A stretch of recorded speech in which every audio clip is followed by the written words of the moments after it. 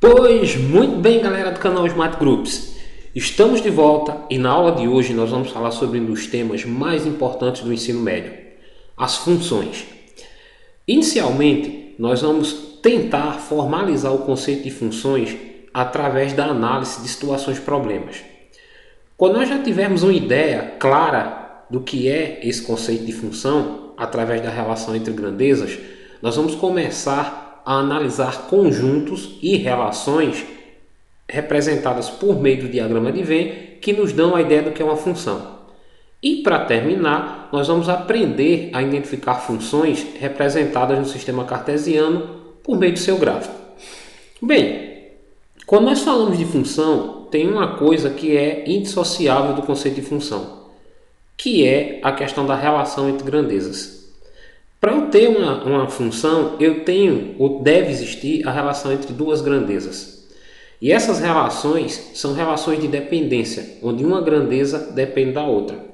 Para nós entendermos melhor o que são essas grandezas e como é que funciona essa relação e a consequente formação de uma função, nós vamos resolver o primeiro problema, que diz o seguinte: ao acordar todas as manhãs, Carla compra pães na padaria.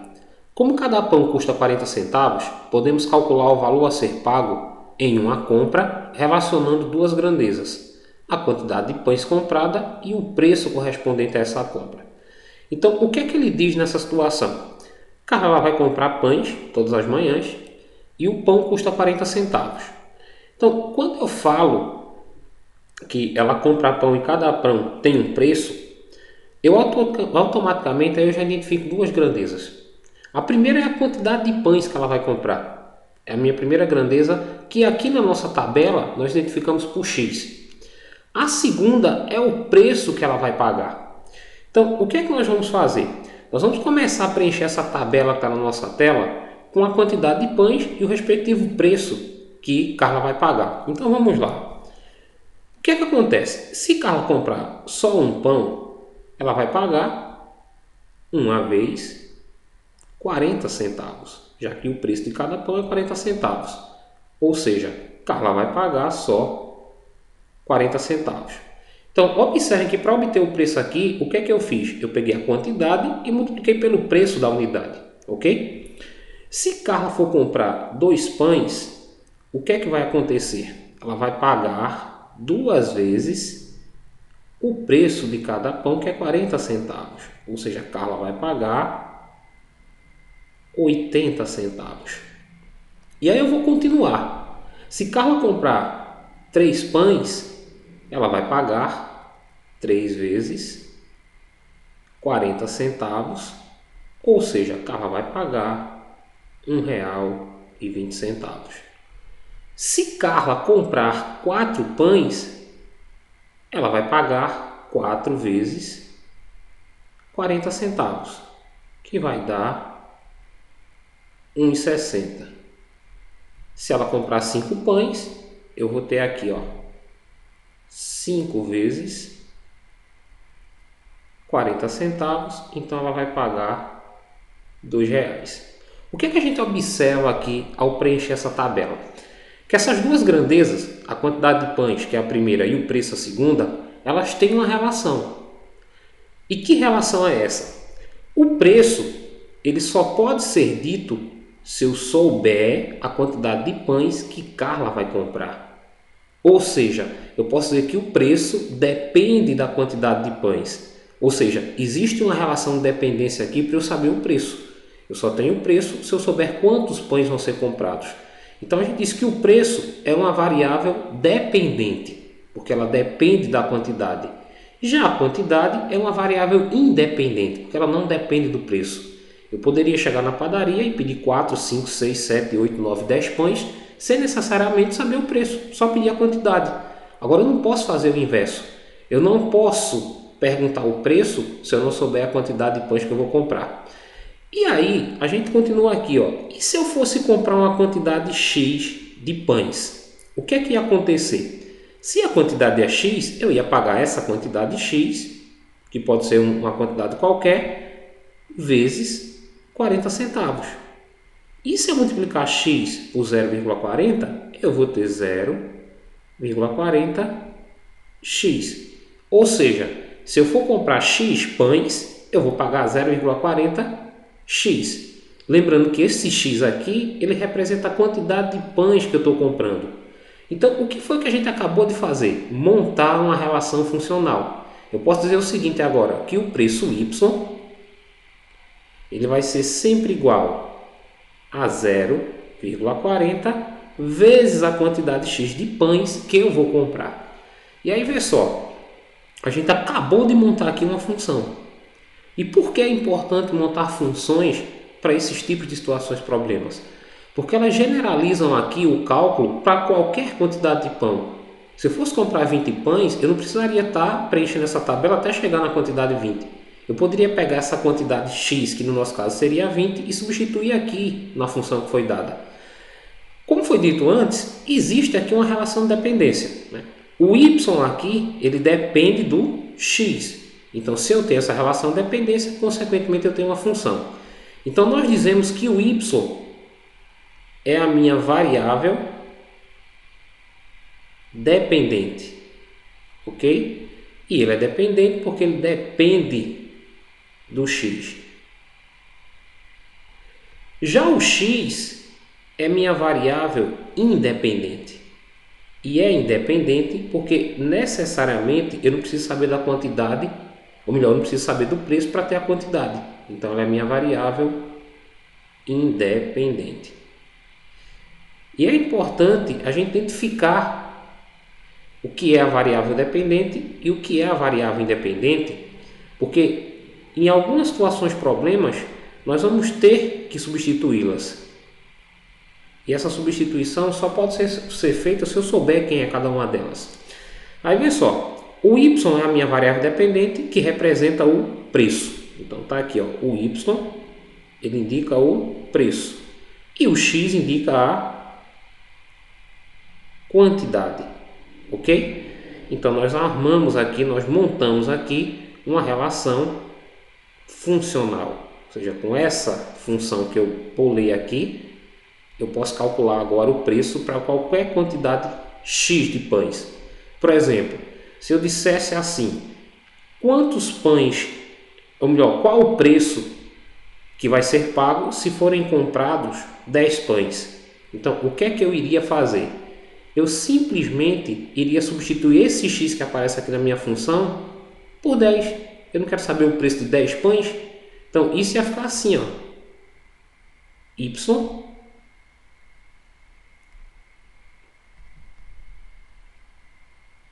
igual a 0,40 vezes a quantidade de pães, que no nosso caso iria ser 10. Ia ficar dessa forma. E aí eu só ia multiplicar e até aqui o preço, que seria R$4. Ou seja, por 10 pães iriam ser pagos R$4.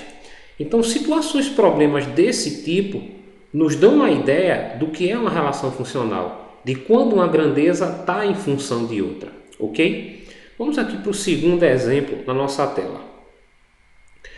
Numa cidade, os táxis cobram uma quantia fixa correspondente a R$3, chamada de bandeirada, e R$ 1,50 por quilômetro percorrido. Aí são feitas 3 perguntas. A primeira: qual vai ser o valor pago por uma corrida de 8 km? A B: sendo y um valor pago em função da quilometragem x percorrida, escreva a lei de formação dessa função. E na letra C: quantos quilômetros percorreu o táxi se o valor pago pela corrida foi R$48? Então vamos começar aqui pela letra A. O que é que ele diz na letra A? Ele quer saber quanto é que a pessoa vai pagar por uma corrida de 8 km. Na questão ele diz que a tarifa, a bandeirada, que é sempre uma taxa que se cobra para eu fazer uso do táxi, é R$3. E cada quilômetro que for percorrido eu vou pagar mais de 50. Então o que é que eu vou ter? Se eu chamar aqui o preço de y, se o y representar o meu preço, eu vou ter que pagar fixo R$3. Só que além desses R$3, eu vou ter que pagar mais R$1,50 por cada quilômetro que eu percorrer. E aí eu vou aqui na questão, ó, quantos quilômetros eu vou percorrer? 8. Então, a quantidade que eu vou ter aqui, ó, vai ser 8. Então, nós montamos aqui uma função. O preço y vai ser igual a R$ 3,00, que é a bandeirada, que é uma taxa fixa, mais 1,50 vezes a quantidade de quilômetros que esse táxi vai percorrer.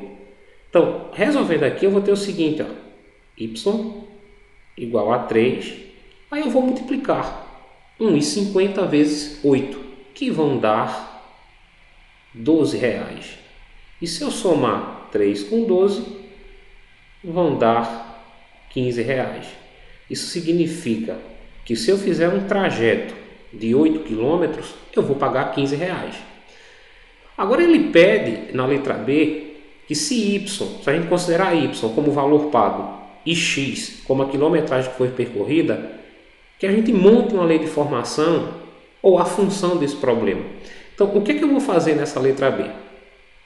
Y não é o preço, eu coloco aqui, ó, y igual. Lembrando que o y aqui representa o preço. Como é que é cobrada essa corrida? Tem os R$ 3,00 que é fixo, eu vou colocar aqui, ó. Só que além desses R$ 3,00, eu vou ter mais R$ 1,50 por cada quilômetro que eu percorrer. E no caso dessa situação problema, ele diz aqui na letra B que a quilometragem vai ser uma quantidade x de quilômetro qualquer. Então, esse 1,50 vai ser multiplicado pela quantidade x. Então, aqui eu já tenho a minha função formada. Ó, y vai ser 3, eu posso eliminar esses dois zeros, já que ele não tem valor significativo, mais 1,5, que é o mesmo que 1,50 vezes x. Então, está aqui a minha função para esse problema, ok?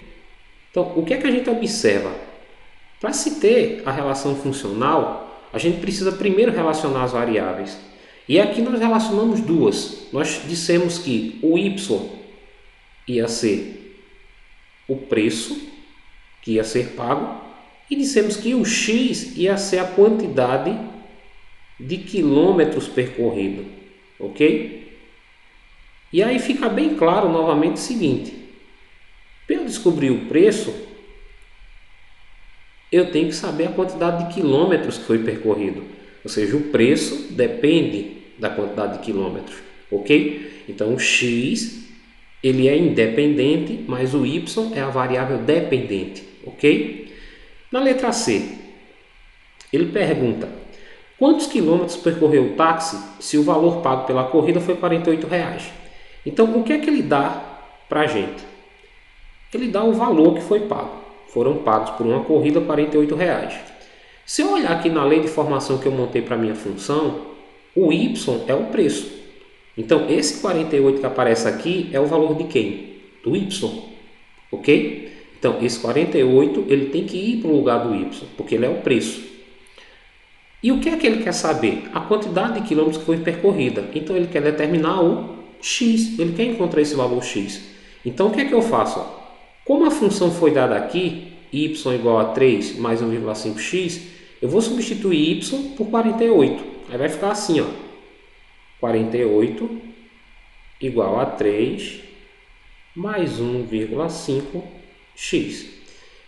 Como eu quero encontrar o valor de x aqui, que se eu encontrar esse valor, eu sei quantos quilômetros esse táxi percorreu, eu vou começar trocando tudo aqui de membro. Vou pegar tudo que está aqui no segundo membro, ó, passar aqui para o primeiro, vai ficar assim, e tudo que está no primeiro eu vou passar para o segundo.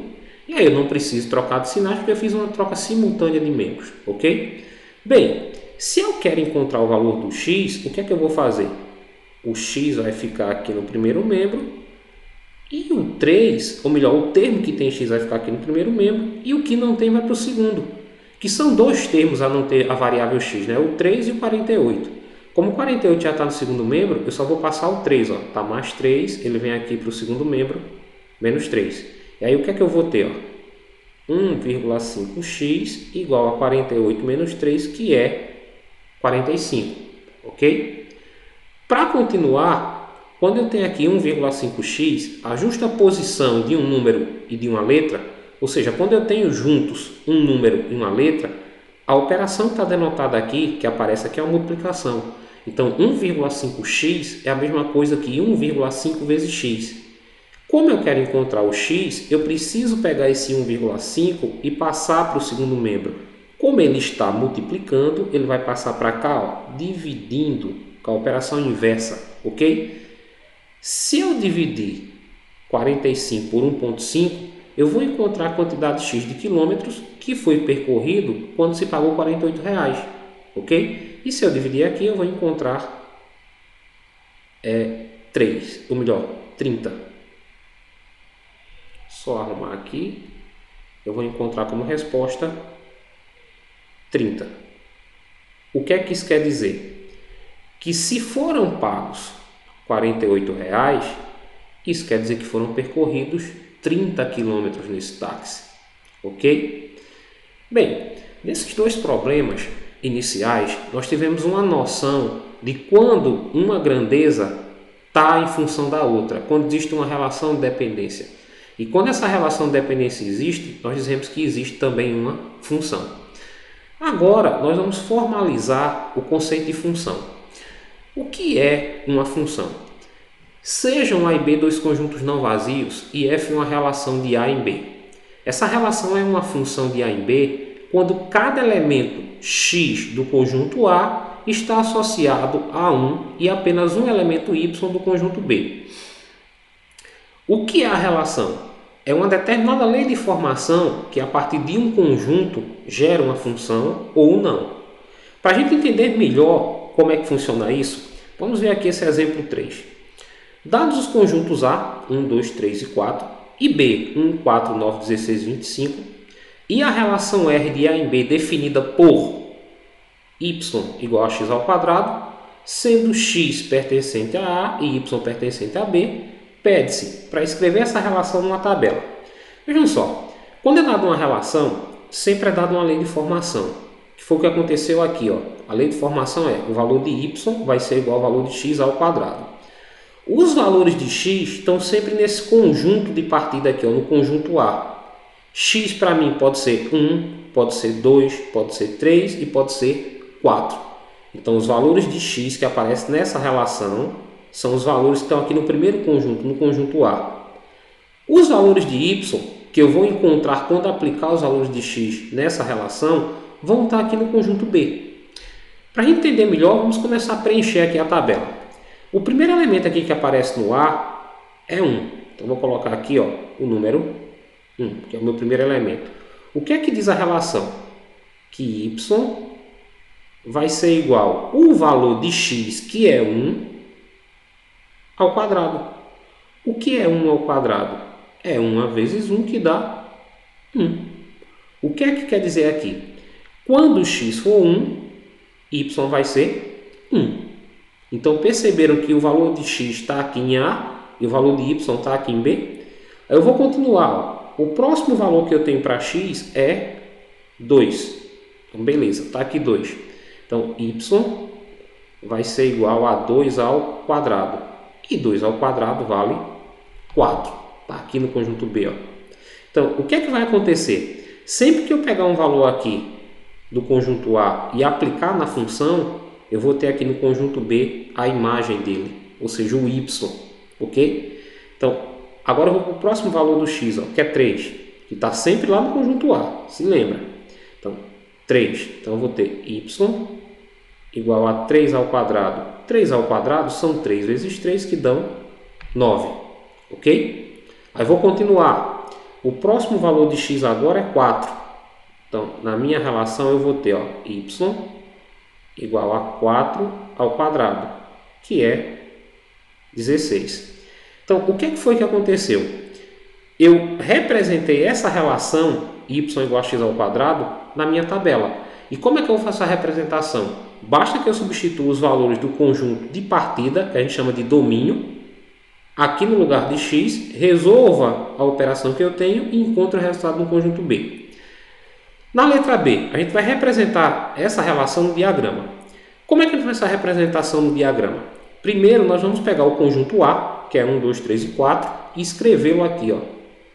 Aqui eu tenho o conjunto A com os elementos 1, 2, 3 e 4. Então, estão aqui os elementos do conjunto A. Do lado de cá, eu vou colocar os elementos do conjunto B, que são 1, é o primeiro deles, depois vem 4, aí eu tenho 9, 16 e 25. Esses aqui são os elementos do conjunto B, ok? Para representar essa relação que eu montei aqui, eu tenho que olhar para os valores do x e do y que eu encontrei.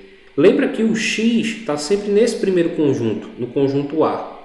O y vai estar sempre no segundo conjunto, que é o B, ok? Então aqui, ó, quando o x for 1, y também vai ser 1. Então eu ligo aqui, ó, x1, y também é 1. Depois, quando o x for 2, o resultado que eu encontrei aqui foi 4. Então eu vou ligar, ó, quando o x for 2, y vai ser 4. Quando o x for 3, y vai ser 9. Então eu vou ligar, ó, 3 a 9 lá no conjunto B. E quando o x for 4, y vai ser 16. Então eu vou ligar aqui o 4 ao 16. Então o que é que eu fiz aqui? Eu representei a relação R por meio do diagrama. Quero que se pedia na letra B. Está aqui a letra A, está aqui a letra B.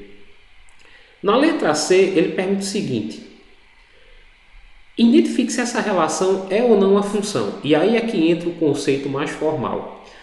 Para uma relação ser uma função, o que é que tem que ter essa relação? Cada elemento desse primeiro conjunto aqui, ele só pode estar ligado a um único no conjunto B, no conjunto de chegada. Então, todo elemento que está aqui só pode estar ligado a um único no conjunto de chegada, que é o conjunto B. E não pode ter elemento nenhum aqui sem estar ligado a algum no conjunto B. Então, vamos lá. 1, ele está ligado a um único elemento no conjunto B, que é o próprio 1. O 2, ele está ligado a um único elemento no conjunto B, que é o 4.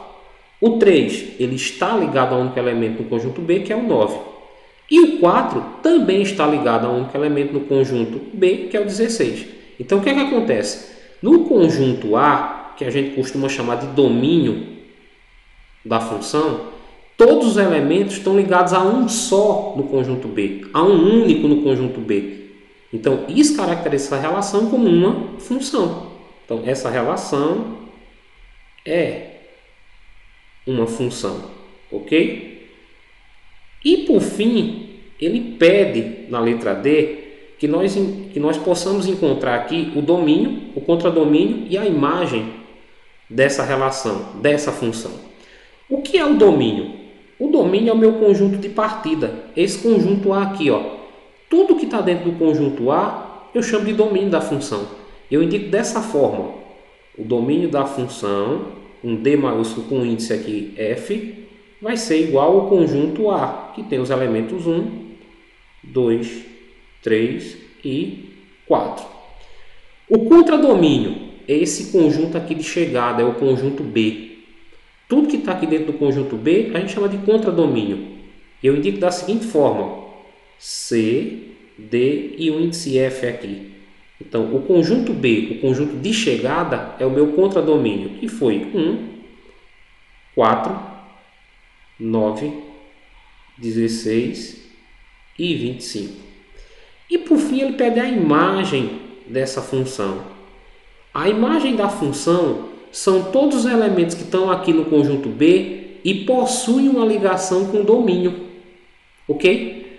Todos os elementos que estão aqui no conjunto, que é o contradomínio, no conjunto B, e estão ligados de alguma forma ao conjunto de partida, ao domínio da função, é a imagem. Então os elementos que estão ligados são, ó, 1, 4, 9 e 16. O 25 não está. Então o domínio, ou melhor, a imagem vai ser 1, 4, 9 e 16. Então eu escrevo aqui, ó, imagem da função 1, 4, 9 e 16. Então, a partir de agora, a gente já formalizou o conceito de função. Para que uma função exista dentro de uma relação, todos os elementos do domínio devem ter um único elemento ligado a ele no contradomínio, ou como imagem, ok? Para a gente entender melhor isso, vamos aqui para alguns diagramas onde nós vamos identificar funções. Então, o que é que diz aqui nesse exemplo 4? Ele pede que a gente identifique qual dessas relações que já estão aqui no diagrama são funções. E justifique a resposta. Então, vamos lá. A primeira. Para ser função, cada elemento que está aqui no domínio, que é o conjunto de partida, tá aqui está o domínio da função. E aqui o meu contradomínio. Cada elemento que está aqui tem que estar ligado a 1 do lado de lá. Então, ó, e um único, né? Então, menos 1 está ligado a menos 3, ok? O 0 está ligado a menos 1. 1 está ligado a menos 1. E o 2 está ligado a 4. Então, o que é que aconteceu? Todos os elementos aqui do domínio só estão ligados a 1 no contradomínio. Só tem uma imagem. E aí alguém pode dizer, mas o 0 e 1 estão ligados ao mesmo. Mas não estão ligados a mais de 1. O 0 só está ligado a menos 1 e 1 só está ligado a menos 1. Então aqui nós temos uma função. Isso aqui é uma função. E por que é uma função? Porque todos os elementos do domínio têm uma única imagem. Ok? Vamos para o próximo exemplo. Vou pegar aqui o domínio da função, que é esse primeiro conjunto que aparece. Está aqui, ó, o R. E aqui está o contradomínio, que é o conjunto S. Vamos ver o que é que acontece aqui, ó. Menos 2 está ligado a menos 2.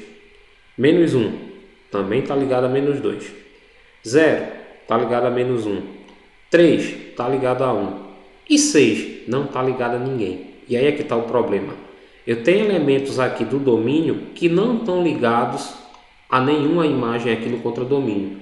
Quando isso acontece, eu não tenho uma relação. Porque para ser relação, todos os elementos aqui do conjunto de partida do domínio têm que estar ligados a um único no conjunto B. Como 6 não está, isso aqui não é uma função.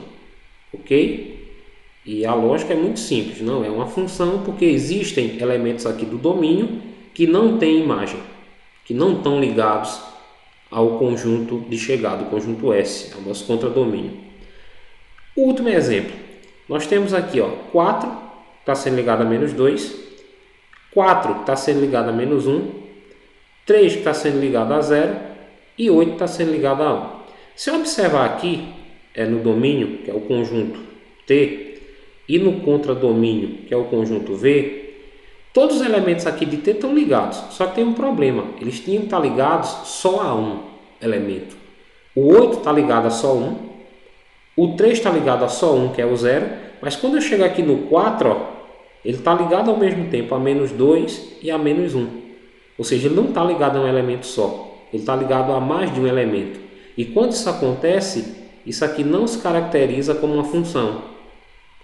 E não é uma função porque existem elementos do domínio com mais de uma imagem, que possuem mais de uma ligação. E não pode, pelo conceito de função, cada elemento só pode estar ligado a um no conjunto de chegada. Para nós terminarmos essa primeira aula sobre o conceito de função, nós vamos aprender a identificar num gráfico quando ele representa ou não uma função. Então nós temos aqui dois gráficos, aqui o gráfico A e o gráfico B. E observem que a função ela aparece aqui, ó, nessa linha vermelha. Isso aqui é uma função, aqui é outra. Se eu traçar linhas aqui transversais, o que é que vai acontecer? Essa linha tracejada aqui, ó, corta esse gráfico em um ponto só, que é esse ponto aqui. Essa outra linha aqui, ó, corta esse gráfico só em um ponto. A próxima linha também corta o gráfico em um ponto. Essa outra linha também corta o gráfico em um ponto. O que é que acontece? Toda vez que eu passar uma reta paralela ao eixo Y, ok? Aqui, ó, paralela ao eixo Y, e ela cortar o gráfico em um ponto, é porque eu tenho uma função. Isso aqui é uma função. E por que é uma função? Porque quando eu traço essas retas paralelas ao eixo Y, eu consequentemente só corto esse gráfico em um único ponto. Então isso caracteriza isso aqui como uma função. Já se eu vim aqui para a letra B, vai acontecer o seguinte, ó. Quando eu passar a reta aqui paralela ao eixo Y, vai cortar esse gráfico aqui em 1 ponto, 2 pontos. Se eu passar aqui outra reta paralela, ó, corta em 1 ponto, 2 pontos. Quando eu passo retas paralelas ao eixo Y e essas retas cortam o gráfico em mais de 1 ponto, isso aqui não se caracteriza como uma função. Isso aqui não é uma função. E por que não é uma função? Porque eu vou ter mais de uma imagem. Cada ponto desse daqui é uma imagem. Ok? Então eu vou ter um elemento x ligado a mais de um valor. E nós vimos pelo conceito anterior do diagrama que ele só pode estar ligado a um ponto. Então, se eu traçar as retas paralelas, cortar o gráfico em um ponto só, é função. Se eu traçar e cortar em mais de um ponto, em 2, em 3, em 4, 5, não é uma função. Bem, galera, essa foi nossa primeira aula sobre funções. Espero que vocês tenham gostado. Cliquem aí no nosso canal, dê um like, se inscrevam para se manter atualizados sobre tudo que acontece aqui no canal Smart Groups e até o nosso próximo encontro. Valeu, galera!